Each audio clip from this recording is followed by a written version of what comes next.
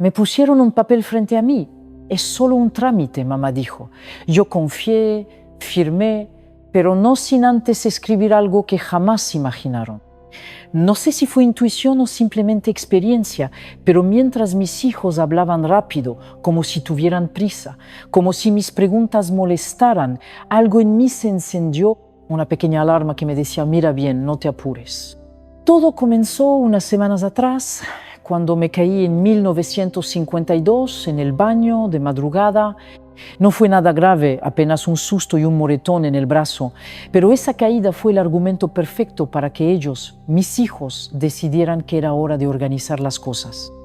Esteban el mayor me dijo, tenemos que prever el futuro, mamá. Yo asentí pensando que estaban preocupados por mí y me sentí cuidada.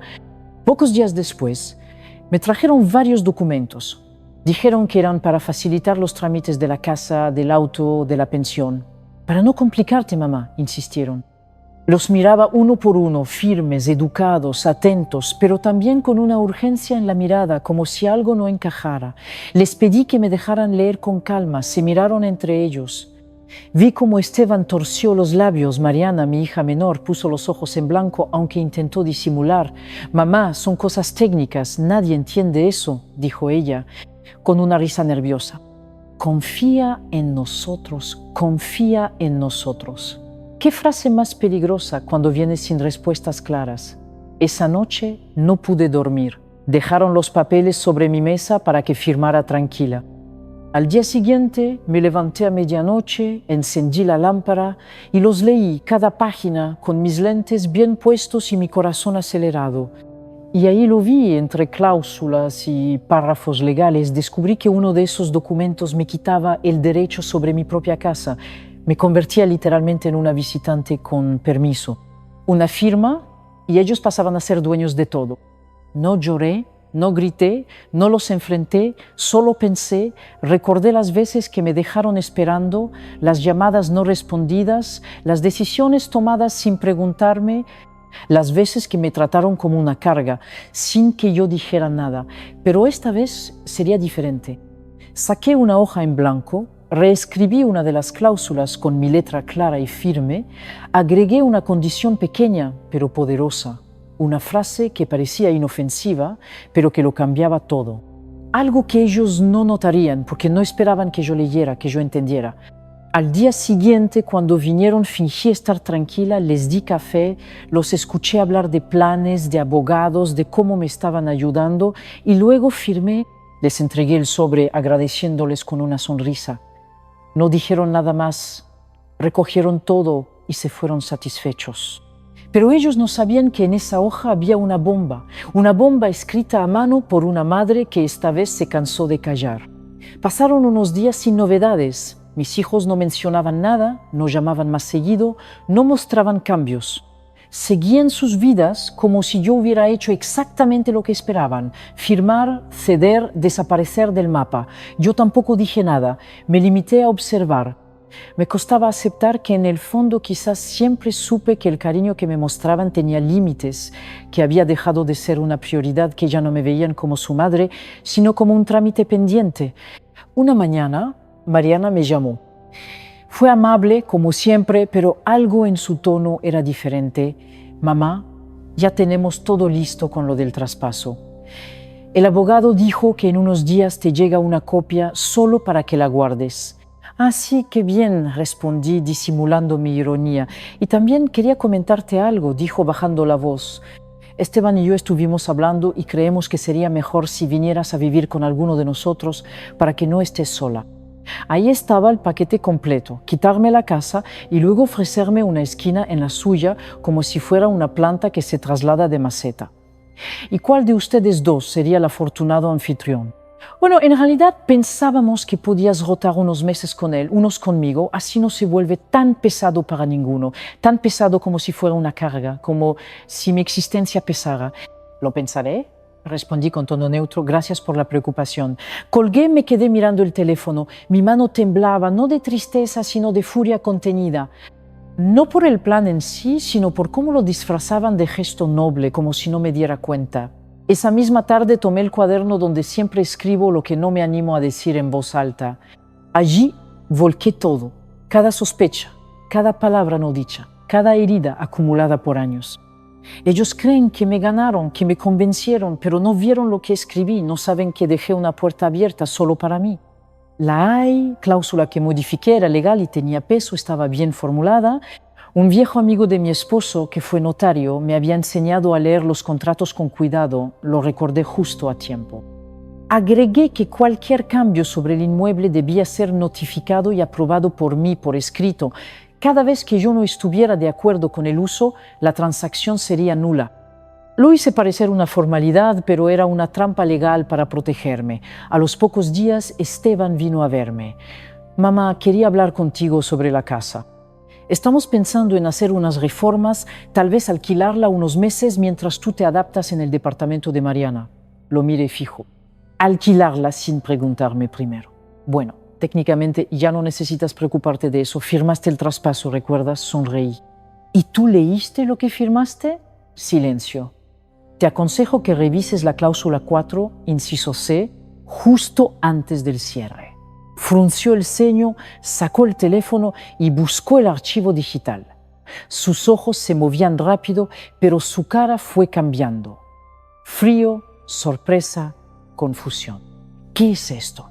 Eso, querido, es mi manera de decir que todavía sé leer y que también sé protegerme. Pero no puedes cambiar así un documento sin avisar. No lo cambié después, lo escribí antes de firmar. Tú dijiste que yo confié en mi criterio. Esteban se quedó parado, no sabía si gritar, reír o salir corriendo. Mamá, esto puede traer problemas legales. Lo hiciste sin asesoría, sin avisarnos. ¿Acaso ustedes me asesoraron cuando decidieron redactar un documento que me convertía en una intrusa en mi propia casa? El abogado intentó intervenir, pero lo detuve con un gesto firme. Doctor, no necesito explicaciones, lo que hice fue completamente legal y puedo probarlo. Tengo copia del documento, tengo testigos de que lo firmé de forma voluntaria y plena, incluso pruebas de que fui presionada para firmarlo rápidamente sin leer. Esteban me miró, furioso. Mariana entró justo en ese momento, como si hubiera estado esperando fuera. Su rostro era duro, helado. ¿Qué estás intentando, mamá? ¿Dividirnos? ¿Manularnos con este show? Me puse de pie, la miré con una serenidad que la descolocó. No intento dividirlos.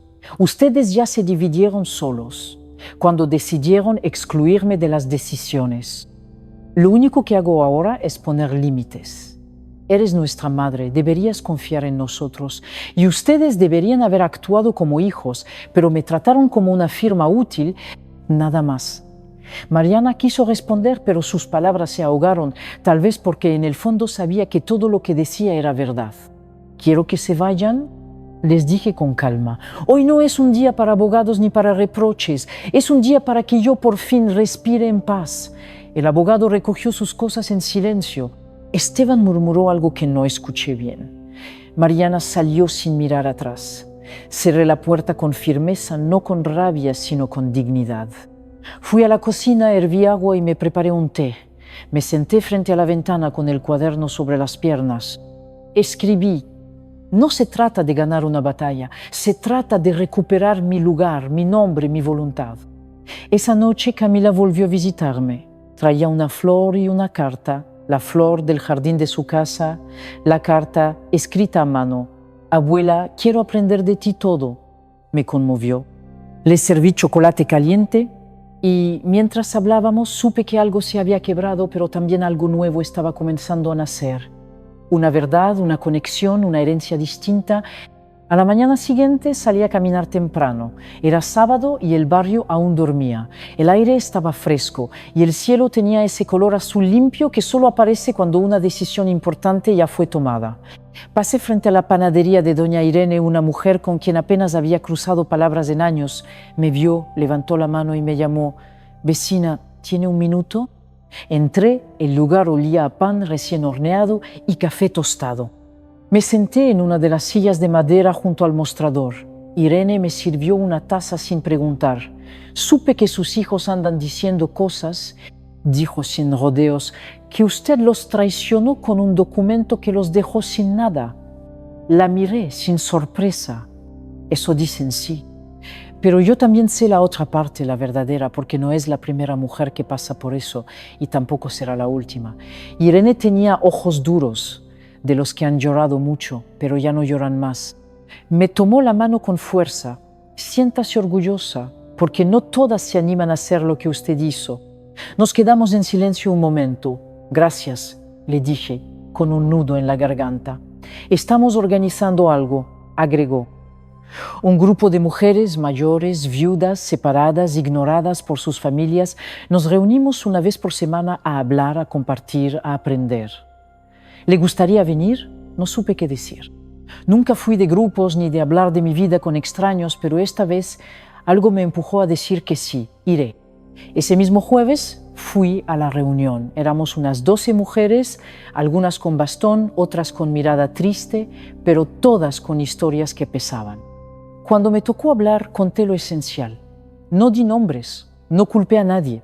Solo dije, un día firmé algo, pero antes escribí lo que realmente importaba. Y gracias a eso, recordé quién soy. Se hizo un silencio y luego una de ellas aplaudió, después otra y otra. En ese momento entendí que mi historia no era solo mía, era de muchas. Y lo que había vivido podía ayudar a otras a levantarse, a poner un límite, a escribir su propio inciso C en la vida. Salí de allí con una sensación nueva, como si mis pasos por fin no fueran hacia atrás. Esa noche Camila me esperó con una sorpresa. Había dibujado una portada para mi cuaderno con lápices de colores. Escribió, la mujer que no se dejó borrar. Lloré, no de tristeza, sino de gratitud.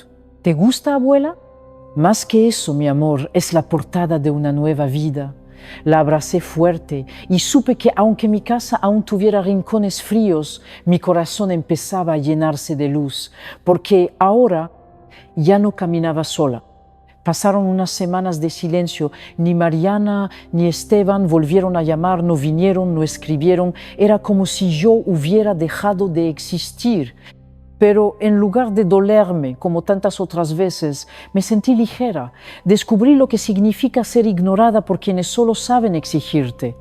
También descubrí lo que es el silencio que libera. Seguí yendo a las reuniones con las otras mujeres. Cada jueves era un bálsamo. Compartíamos café, anécdotas, miedos, valentías escondidas. Descubrí que muchas habían pasado por algo similar. Algunas cedieron, otras, como yo, se habían detenido a tiempo. Una de ellas me dijo algo que me quedó grabado. A veces, recuperar el respeto empieza por dejar de mendigar cariño. Esa frase se volvió mi mantra. Dejó de dolerme la indiferencia de mis hijos, dejó de afectarme su ausencia, porque comprendí que no era yo quien había cambiado, era mi lugar en la historia. Un día recibí una notificación formal. Esteban y Mariana estaban intentando alquilar la casa. A pesar de todo, el documento que presentaron omitía la cláusula que yo había agregado. Era un movimiento arriesgado, desesperado y completamente ilegal. Respiré hondo, no me dejé llevar por la ira. Tomé mi carpeta con todas las copias firmadas y fui personalmente al registro de propiedad. Allí el funcionario me escuchó con atención, leyó mi documento, frunció el ceño, me pidió esperar. Volvió 15 minutos después, con una expresión entre sorpresa y admiración. Usted tenía razón. Este documento está completo y registrado. Cualquier intento de alquilar sin su aprobación es inválido. Asentí tranquila. ¿Desea iniciar una demanda? Me quedé en silencio un momento pensando en todas las cosas que podía hacer. Enfrentar, castigar, exponer, pero luego negué con la cabeza. No, solo quiero que sepan que lo intentaron y fallaron. Volví a casa con esa decisión tomada. Esa misma noche llamé a Mariana. Sé lo que intentaron, dije, sin rodeos. Mamá, no es lo que piensas. No quiero explicaciones, no busco disculpas, solo quiero decirte que lo sé y que, aún sabiendo, no voy a hacerles daño. ¿Por qué?, preguntó ella. Porque no soy como ustedes. Silencio largo, pesado. Pensamos que no te darías cuenta, dijo finalmente, y ese fue su mayor error. Colgué con suavidad, me serví una copa de vino y me senté en el jardín mirando las estrellas como cuando era niña. Me sentí plena, no por haber ganado, sino porque por fin había dejado de perderme a mí misma. Esa noche escribí: no necesito castigar, mi mayor justicia es seguir de pie, sin miedo, sin rencor y sin ceder. Estaba revisando una vieja caja de fotos cuando encontré un sobre. Era pequeño, amarillento por los años, y llevaba mi nombre, escrito con la letra inclinada de Julián, mi esposo. No recordaba haberlo visto antes, quizás lo había guardado entre tantas cosas después de su muerte sin saber lo que contenía, o quizás simplemente había llegado el momento justo para encontrarlo. Lo abrí con manos temblorosas. Dentro había una carta breve, escrita con tinta azul y mucho amor. Amor mío, si estás leyendo esto significa que el tiempo siguió su curso. Yo ya no estoy, pero tú sí, y eso me da paz. Sé que nuestros hijos, por amor o por miedo, algún día intentarán manejar tu vida, porque así nos enseñaron, porque creen que proteger es decidir por el otro. Pero tú eres más fuerte que todo eso, no dejes que nadie silencie tu voz, no firmes sin leer, no te vayas sin dejar una huella. Te amo, Julián. Me quedé con la carta sobre el pecho durante largos minutos. Cerré los ojos, respiré hondo. Era como si él supiera, como si incluso desde la distancia del tiempo aún me estuviera cuidando. Su voz volvía a mí, no para tomar decisiones por mí, sino para recordarme que siempre supe qué hacer, que solo necesitaba confiar en mi instinto. Lloré, pero esta vez no de dolor. Lloré por sentirme acompañada incluso desde el recuerdo. Lloré porque esa carta era una respuesta silenciosa al presente. Fui a la cocina, preparé un té y me senté a escribir en mi cuaderno: la memoria también es una forma de compañía. Julián me habló cuando más lo necesitaba y lo escuché. Guardé la carta entre las páginas del cuaderno justo donde había escrito la frase sobre no ceder. Ahora ambas cosas estaban unidas, la determinación y el amor. Esa noche soñé con él. Estábamos en la vieja casa de campo donde los niños jugaban y nosotros tomábamos mate bajo el limonero. Él me miraba y reía y me decía: siempre supiste, solo faltaba que te escucharas. Desperté con el corazón sereno. Al día siguiente, en la reunión de mujeres, compartí mi hallazgo. Les leí la carta. Algunas lloraron conmigo, otras me abrazaron en silencio. Una de ellas, Elena, me dijo: tú estás enseñándonos que nunca es tarde para despertar, ni siquiera después de tantos silencios. Y allí lo supe con certeza. Ya no estaba sola, ni siquiera cuando nadie me hablaba. Estaba rodeada de una red invisible de mujeres valientes, de recuerdos amorosos, de fuerza acumulada. Cada paso que daba ya no era solo mío. Pasaron unos días tranquilos. Después de encontrar la carta de Julián, me sentía distinta, no cambiada, sino recuperada. Como si una parte de mí, que estuvo dormida durante años, ahora caminara conmigo por la casa, por las calles, por la vida. Una tarde de lluvia suave sonó el timbre. Era Mariana. No traía maletas, ni papeles, ni reproches, solo un paraguas mojado y la cara cansada. No la veía así desde que era una adolescente rebelde, con demasiadas emociones contenidas en el pecho. ¿Puedo pasar?, preguntó sin levantar la voz. Asentí. Se sentó en el sofá frente a mí. No me abrazó, no lloró, pero sus ojos hablaban con una lengua antigua, la del miedo y la vergüenza. No vengo a discutir, dijo, solo quería verte. Aquí estoy, respondí. Silencio. Ella sacó de su bolso una hoja doblada y me la extendió. Es una copia del documento, con la cláusula que agregaste, subrayada. Ya lo entendí y también lo acepto. Leí la hoja sin decir nada, la letra impresa, los subrayados, las anotaciones en lápiz. Había intentado comprender. Eso ya era un gesto, uno pequeño, pero real. No vine por eso. En realidad, agregó, vine porque Camila no deja de hablar de ti, de lo que le estás enseñando, de cómo escribes, de cómo luchaste sin gritar. Se le quebró un poco la voz y pensé que quizás, si me dejas, me gustaría escuchar también aprender de ti, aunque sea tarde. Respiré hondo. No sabía si era verdad, no sabía si era un paso o una trampa emocional, pero ya no necesitaba certeza absoluta para actuar, solo fidelidad a mí misma. ¿Podemos empezar por un café?, le dije, y después veremos. Sonrió. Por primera vez en mucho tiempo fue una sonrisa limpia, sin defensas. Preparamos el café juntas como antes.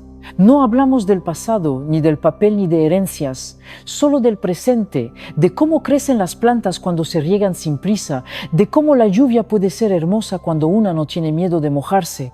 Antes de irse, Mariana me miró con una mezcla de nostalgia y respeto. Perdón, mamá, no por lo que hice, sino por lo que no vi. A veces no ver también es una forma de abandono. Lo sé. Por eso quiero quedarme un poco más. Si me dejas, te dejo, pero ya no me pierdo para que otros se encuentren. Esa época se terminó. Asintió, me abrazó y esta vez el abrazo no dolió. Esa noche escribí en mi cuaderno: el perdón no es volver al punto de partida, es trazar un nuevo camino donde las reglas ya no se rompen en silencio. Camila llegó un sábado por la tarde con su cuaderno de dibujo bajo el brazo y una mochila llena de colores, marcadores y preguntas. ¿Hoy también me vas a contar algo? Me dijo sonriendo. Hoy tú vas a escribir, le respondí.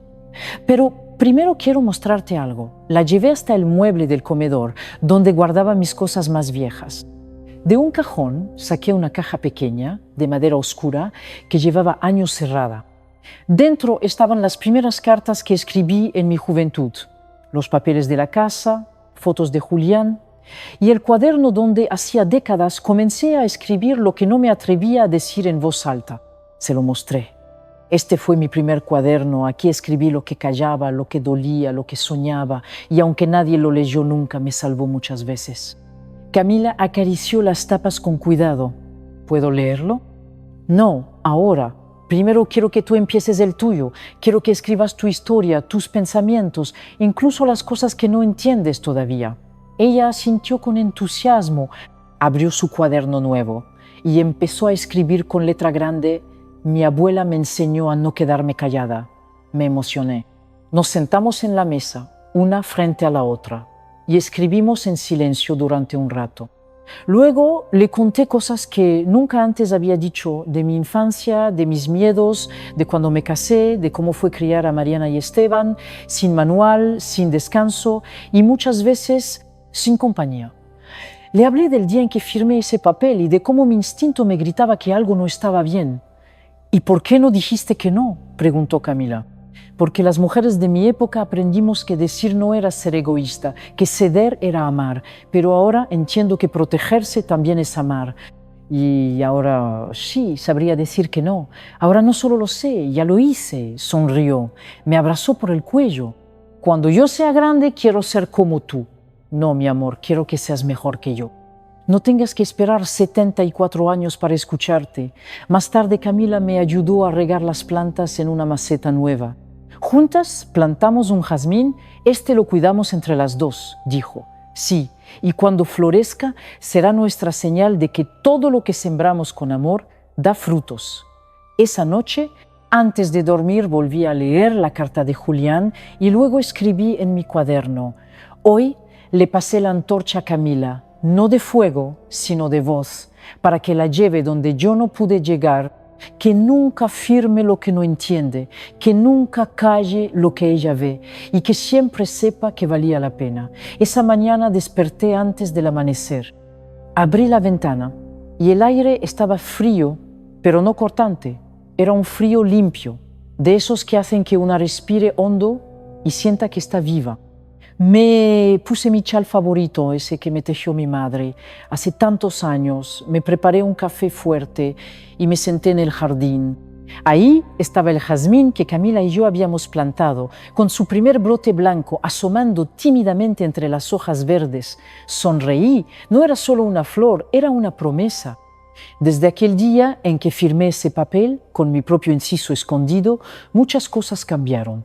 Mariana ahora me llama cada semana, a veces viene a tomar café, otras solo para escuchar. Todavía no hablamos de todo, pero el silencio ya no duele, es un silencio lleno de intención. Esteban, bueno, él todavía no ha vuelto, lo entiendo.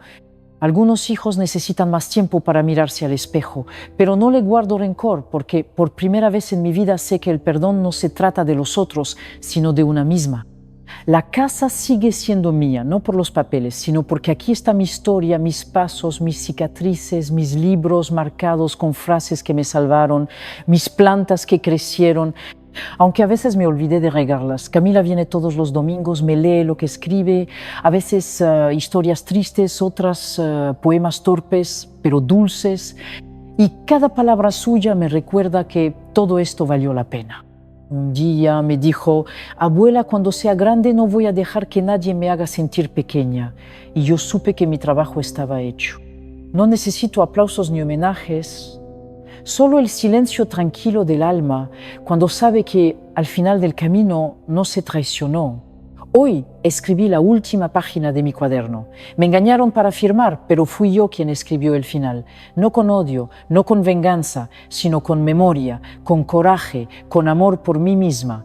Cerré el cuaderno, lo guardé en la misma caja de madera donde estaba la carta de Julián, y mientras el sol subía lentamente, entendí que esta historia no era solo mía.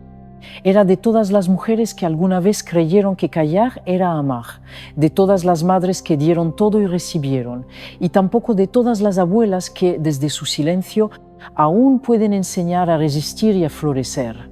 Porque esta vez la que firmó fui yo, y esta vez lo que escribí cambió todo.